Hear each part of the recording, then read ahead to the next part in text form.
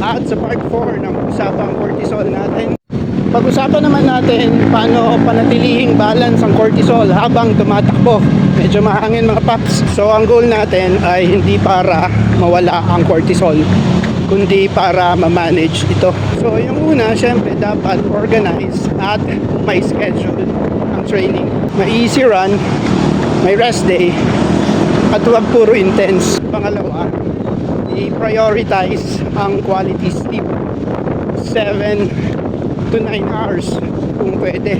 Kumain ng tamang carbs and proteins after run to support hormone recovery. Iwasan din ang running late at night kasi ang cortisol naturally dapat bumababa by bedtime. Pag binigyan mo ng time ang katawan mo para mag-recover, mas magiging malakas ka.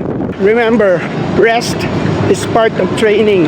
Hindi ito kalaban ng progress. So yan na lang muna for now. Sa next video, pag-usapan naman natin ang mga stress management hacks para sa mga runners. Happy Friday! Run, run, run, Argovia!